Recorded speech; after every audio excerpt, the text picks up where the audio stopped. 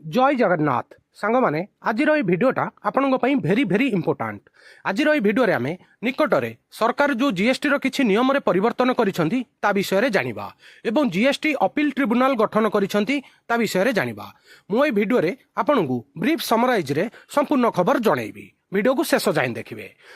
सांग माने एग्जाम रे आपनकु एटा पचरा जाए जीएसटी रो फुल फॉर्म कौन। जीएसटी रो फुल फॉर्म होउची गुड एंड सर्विस टैक्स।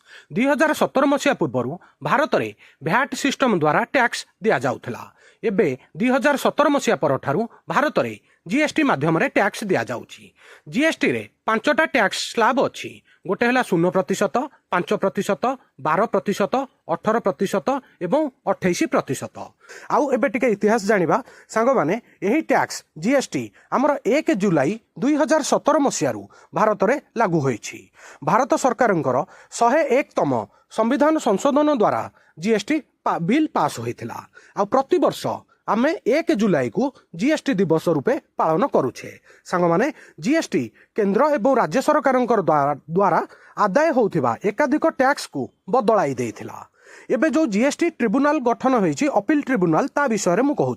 सांग माने जीएसटी जेतेबेले लागू हैला बहुत गुड़िए टैक्स पेयर को बहुत गुड़िए असुविधार सम्मुखीन होबाकू पड़ुथिला।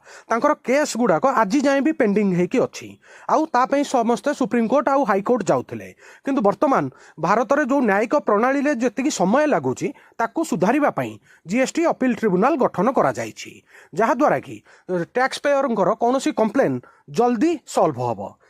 यही नियम रे कुहा जाइछि जे मध्याह्न 12टा पूर्व आवेदनकारी द्वारा दाखल होइथिबा जे कोनोसी जरूरी मामला परवर्ती कार्य दिवस रे अपील ट्रिब्यूनल सम्मुख रे तालिकाभूत हब। सांग माने जो मध्याह्न पूर्व आपण कंप्लेन रेज कले नेक्स्ट वर्किंग डे रे आपणकर कंप्लेनटा तालिकाभुक्त हो बहुत जल्दी आपण पाखु रिजल्ट आसब। हरी आपण घरे बसिकी ऑनलाइन माध्यम रे फॉर्म जो कंप्लेन रेज करें। आउ गोटे मास भितर आपणकर केस रो शुणाणी हब आउ रिजल्ट भी आसीजिव।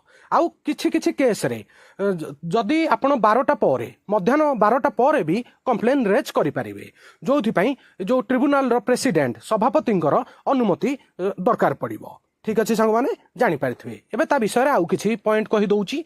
जीएसटी संबंधी विवादर समाधान पई एक गुरुत्वपूर्ण संस्था जीएसटी अपील ट्रिब्यूनल रो बेंच गुड़िक सकाळ 10:30 रु 1:30 जाए प्रथम पर्याय रे कार्य करिवे एवं लंच पर दिन 2:30 रु 4:30 पर्यंत सभापति द्वारा दिया जाइथिबा आदेश अनुसार कार्यकारी हब।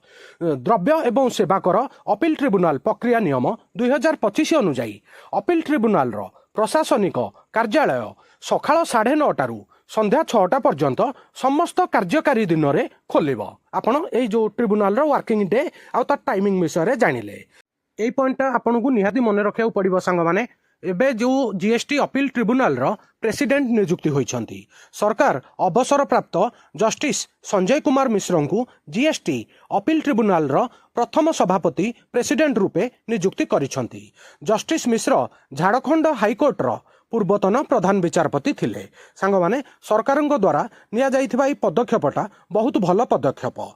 कहीं ना भारत में जो भाया न्यायिक प्रक्रिया अच्छी केस गोटे चलिले चलीथिबो बहुत गुड़िया केस अच्छी पेंडिंग हेके अच्छी। एबे जीएसटी केस गुड़ाक शुणाणी भी करिवारे बहुत असुविधा होथिला। किंतु गोटे स्पेशल अपील ट्रिब्यूनल गठन द्वारा जो एबे टैक्स पेयर आवेदनकारी प्रत्येक केस जल्दी सॉल्व हो। आउ या पई आपन को कोर्ट को जिबाकू पड़िबनी। आपण घरे बसिकी मध्य वीडियो कॉन्फ्रेंसिंग माध्यम रे आपणकर शुणाणी मध्य हब। बहुत भल पदक्षेप यहाँ। आउ ए जो अपील ट्रिब्यूनल रो गोटे मुख्य बेंच रहिबो एवं विभिन्न राज्य रे बेंच रहिबो। जीएसटी परिषदर अनुमोदन अनुजाई नुआ दिल्ली रे यार मुख्यालय प्रिंसिपल बेंच गठन हेडक्वार्टर रहिबो। आउ देशर विभिन्न स्थान रे 31टी राज्य केंद्र शासित अंचल रे बेंच रहिबो बोली सरकार सूचित करिसंती। न्यायिक सदस्य एवं वैषयिक सदस्यंकर नियुक्ति प्रक्रिया पूर्वरु चलीछि। एबे आउ गोटे बड़ पॉइंट कहि दउची।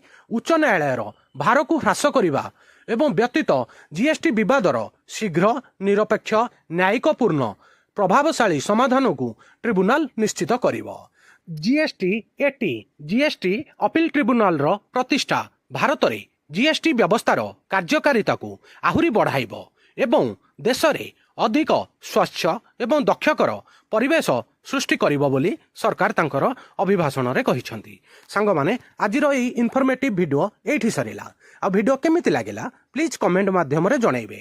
ଭିଡ଼ିଓକୁ ଲାଇକ୍ କରିବେ, ପ୍ରତ୍ୟେକ ଓଡ଼ିଶାବାସୀ ପ୍ରତ୍ୟେକ ଷ୍ଟୁଡେଣ୍ଟଙ୍କ ପାଖକୁ ସେୟାର କରିବେ। ନୂଆ ଥିଲେ ୱାର୍ଲଡ ଆଫେୟାର ମଧୁ ଜିକେ ଓଡ଼ିଆ ଚ୍ୟାନେଲକୁ ସବସ୍କ୍ରାଇବ୍ କରିବେ। ସବୁଦିନ important GK, current affair, world affair ଆପଣଙ୍କୁ ଏଠାରେ ମିଳିଥାଏ। ଭିଡ଼ିଓ ଦେଖିଥିବାରୁ ବହୁତ ବହୁତ ଧନ୍ୟବାଦ। ଜୟ ଜଗନ୍ନାଥ। ବନ୍ଦେ ଉତ୍କଳ ଜନନୀ।